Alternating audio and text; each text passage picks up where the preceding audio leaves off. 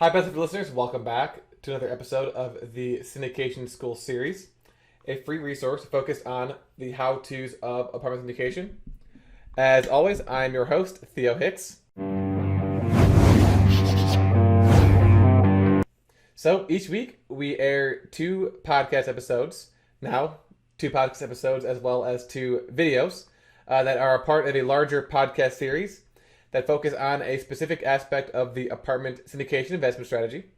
And for the majority of these series, we offer some sort of document, spreadsheet, a template, some sort of resource that you can download for free that accompanies that series. All of these documents, as well as the past and future Syndication School series, can be found at syndicationschool.com. This episode is going to wrap up a two-part series. This is part two of the series entitled How to Close on an Apartment Syndication Deal. So, if you haven't done so already, listen to part one, where you learned about the three things you need to do before closing. So, really just a summary of the last three series that we did. So just as a refresher, those three things are to, one, confirm your interior and exterior renovation budget, as well as your income and expense budget. And those are based off of the due diligence reports, as well as conversation with your property management company. So that's series 17. Number two is to secure the commitments from your passive investors, making sure that all funds are wired and all legal documents are signed. That's series 18. And then number three is to make sure that you've secured the financing from your lender. So make sure that you've gone through that entire loan application process and everything is approved. All you need to do is sign on the dotted line, which is series number 16. And then we also walk through what to expect during the actual closing process. And we mentioned how it's a little bit different than the residential because you're going to go ahead and sign some documents 3 days before closing, and then sign more documents the day before closing. And then the day of closing, all you really do is sit and wait for that notification from your from the lender, letting you know that the property is now yours. At which point, the next thing that you want to do is send out an email to notify your passive investors of the closing, which is technically your first official duty as the asset manager of your newly acquired apartment community. So, congratulations. In fact, you want to maybe title, this is how we title ours, Congrats, We've Closed. So, we're going to call this the Congrats, We've Closed email for the remainder of this episode. So, you're actually going to want to draft this email a few days before the scheduled closing date. That way, the second you receive notification from your lender, not only can your management company take over management immediately, but you can also send out the closing email to your investors so they know, within a few minutes of you knowing that the deal has closed. And then at this point, you can celebrate however you seem fit. So the purpose of this email is going to not just be to let your investors know that you close, right? Because you can just say, hey, we closed, and that's it. Well, no, we always want to provide our investors with extra pieces of information whenever we are contacting them in any way. So you let them know that you close, but you also want to, at this point, set expectations for the process going forward. So what should they expect, each month, each quarter, each year? So as I mentioned, a few days before closing, you want to create this email. You should have all the information you need before you actually close. You might need to tweak a few things if the closing date gets delayed a little bit. But in general, you should be able to create this entire email and draft it before you actually close on the deal. So in the first sentence, you're going to want to mention, congratulations, we've closed on XYZ property. And then in the next sentence, you're going to want to include information about the fact that, you've already taken ownership of this property, so the closing documents have been signed. The abstract keys are in your hands. They're really in your property management company's hands, they're probably in a lockbox in the clubhouse that they've approached, and that your management company has already taken over operations of the property. So that's one of the advantages of having your property management company waiting in the parking lot is that that once you let them know, within a few minutes the property is in their hands.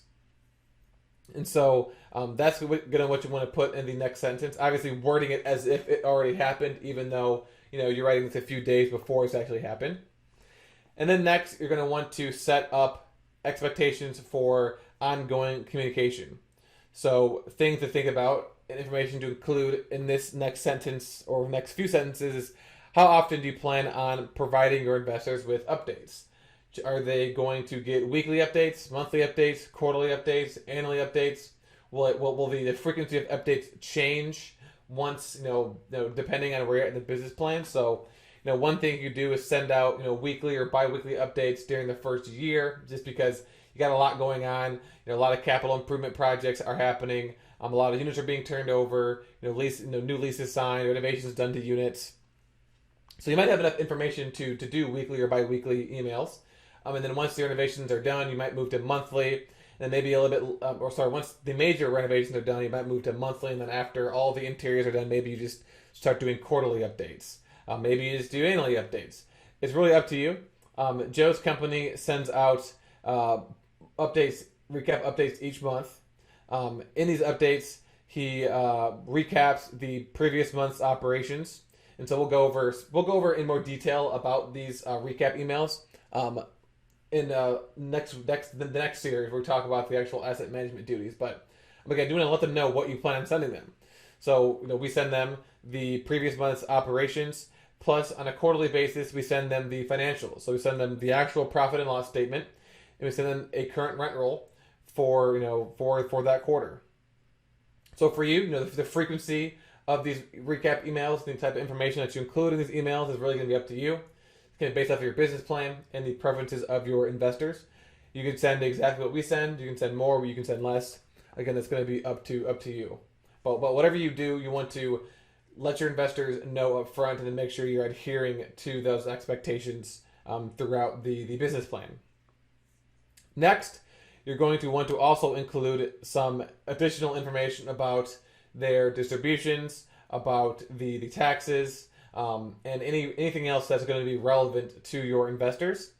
Now, you could technically include this in the email if you want to, but we actually have a separate document that we link to in our closing email, just so the email is as succinct as possible and doesn't have a lot of bullet points and data tables and things like that.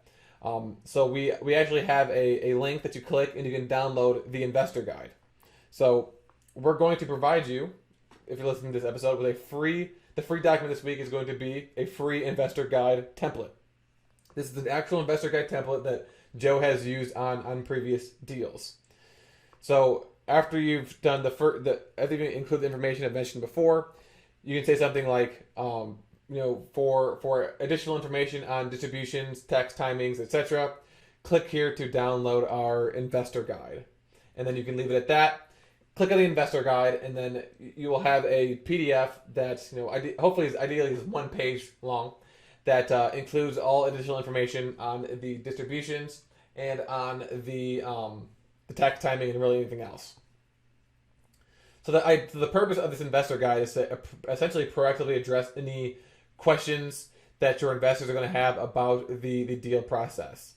So, more information about ongoing communications and updates, tax information, distribution information, really any other relevant piece of information that your investors might ask you a question about. Because if you have 100 investors and you send out an email that just says, "Hey, we closed, congratulations, can't wait to work with you," and that's it. Well, they might ask you, "Well, when do I get my first distribution? When do I get my K1? When am I going to be receiving updates about the deal? When am I going to hear from you next? What information will those updates include?" So rather than having to field hundreds of emails, you want to just think of anything that your investors might ask and make sure you include that in this investor guide. So you'll see how our investor guide is formatted and the types of information that we include. But overall, here are some things that you're going to want to think about including in your investor guide. So from a communication perspective, and again, some of this might be a repeat of what you've had earlier in the email, which is totally fine. Saying something twice is better than not saying it at all. So, first thing could be how often we provide those updates. So again, monthly, quarterly, weekly. Will it change throughout the business plan? Next, what form will they receive these updates in? So are they going to get an email each month? Are they going to get? Will there be a conference call they can dial into? Will it be some sort of mailed, a mailed document or a mailed newsletter, or will it be something else? Next, what will these updates include? So you can explain to them, we're going to send you updates each month. It's going to be an email, and it's going to include X, Y, and Z. Next, will you be sending them detailed financial statements or other, financial or operational reports? And if so, what and when will they receive those? And how will they receive those? And then lastly, when should they expect to receive their first update? So will they receive an update in 30 days? Will it be on the same, by the same day every single month? Like we send out our updates by the 14th of every single month. So if we close on the 31st of July, then we would send out our first update on the 14th of April. So that kind of concludes the types of communication related information you want to include in the email. Or in the investor guide. Next is tax information. So what type of tax documentation are you going to provide them? Generally, if this is kind of your standard department syndication deal, you're going to want to send your investors a K1 tax document, which outlines the annual distributions that were received by each investor, as well as any depreciation. And we'll discuss how to do this again when we start discussing asset management duties. So how to send out these K1s. And then when will you send these K1s out by, or whatever tax documentation you send out? So obviously, tax day is April 14th, so the date should be before April 14th, just so they can complete their taxes on time. Next, and this is probably what the investors care about most, is the distribution information. So, how do they make their money? So, how often will you send the distributions? Is it going to be monthly, quarterly, or annually, or some other frequency? When will they receive their first distribution? So, will they receive it within 30 days? At the end of the next month? Typically what we do is we will send it out, about 30 days after closing or more. So let's say we close on a property on July 15th. The first distribution will be sent out at the end of September. It'll be either sent at the end of September, and it'll include July 15th through 31st plus all of August. Or it'll be sent out at the end of August and just include the time the property was owned in July. It really depends, right? If we close July 30th, we're not going to send out 1 day's worth of distribution at the end of the month. So usually, the distribution you'll receive the distribution for the previous month at the end of the next month. So you'll receive August distribution at the end of September, September distribution at the end of October, etc. For you, it can be whatever you want. Likely, it's going to be based off of what your property management company can do. But it's going to be difficult to do August distribution at the end of August, because you might not have all that money collected yet. Next, what will be the amount of their first distribution? So most likely, it's going to be prorated based off of whenever you bought the property. So if you close July 15th, then the first distribution will either be if it's covering just July, it'll be 15 days worth of that preferred return. So 8% divided by 12 months divided by those days, multiplied by 15. And then another thing I want to include is what is the distribution amount after that first distribution, which is most likely going to be just that prorated preferred return. So whatever preferred return is divided by 12 months times whatever their investment was. Also, will every distribution be the same, or you distribute more at the end of each year? So generally, you've got your preferred return, and then you've got that profit split after the preferred return. So what we do is we will go ahead and distribute 8% no matter what, no matter how well the property performs.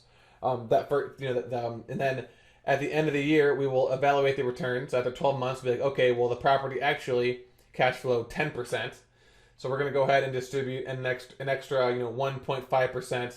To our investors. So in that 12-month recap email, it's like, hey, the property performed above our expectations. We projected an 8.5% return year one, but we actually hit a 10.5%. So rather than getting an extra 0.5%, you're going to get extra 1.5% at the end of the year. So most likely, the end of the year distribution is going to be higher regardless. Ideally, you've exceeded expectations so that you're able to distribute more than you actually projected. And then also you want to include information on how they'll actually receive their distribution. So is it a check in the mail? Is it direct deposit? Typically, this is something that would have been set up prior to closing. And then typically what you want to do is you want to include like a clause or disclaimer that says, hey, if you decided you wanted a check or decided you wanted a direct deposit prior to closing and then you change your mind, please give us one distribution cycle for those changes to come into effect. Now, one more note about this investor guide. So the one that we send you it's really just kind of like a standard Word document. This is not the one that we actually use now. The information is included, but the look of it is different because we actually have ours designed. We've got our logo at the top. The formatting is a little bit different. We've got some designs at the bottom. So you might want to consider going to a place like Upwork.com and hiring some sort of contractor to actually create a design for you. Send them a template. You can send them our template and then ask them to design it based off of maybe a logo you provided them and like 3 color schemes you provided them. Or you can just use kind of just a standard Word document. It's really up to you. At the end of the day, it's really about the information included, but sometimes people like to see things that are a little bit more aesthetically pleasing. So that's the second to last thing you want to include in that congrats we closed email. The last thing you want to include is a bullet point or paragraph that references some sort of market-related update or business-related update since you've closed. So this could be, the market is on some sort of top markets list, best places to live, best places for jobs. It could be something about it being on this city had the highest job growth in the nation, lowest unemployment in the nation, highest rent in the nation, things like that. It could be about a business or a Fortune 500 company that's moving to the area. It could be about a Fortune 500 company who's expanding to the area. Something that is that reinforces your thoughts on the strength of the market. So we can say interrelated news. ABC Tool, which is number 10 on the Fortune 500 company list, recently announced that they are expanding into this area. It should bring 500 new jobs over the next 3 or 4 years. They're investing, $1 billion in a new facility. This reinforces our thoughts on the ongoing strength of this market. And then you can conclude the email by saying, looking forward to this being a successful deal. If you have any questions, please let me know by replying to this email. And if you want to, you can provide your your phone number as well if you want them to call you. So make sure you get this email drafted prior to closing so that the second you close, you can go ahead and click send on that email. Of course, making sure, double checking one more time that all the information is correct, especially if the closing date got pushed back a few days. You're going to want to update the dates in your investor guide. And from there, once you hit send, you've officially started off as an asset manager by notifying your investors of a deal you've closed on. And the next step is to manage the deal, manage the business plan until you sell. So the next kind of chunk is going to be from the time that you close to the time that you sell the property. That's going to be when you're the asset manager. And so the next series is going to go over in detail exactly what you need to do as an asset manager. It's probably going to be a very, very long series. So in the meantime, you can listen to part 1 where we talked about, again, those 3 things you need to do before closing, as well as the closing process. And also listen to the other syndication school series that take you all the way from being a complete noob to closing on your first deal. Make sure you download the free investor guide document. All of this can be found at syndicationschool.com. Thank you for listening, and I will talk to you next week.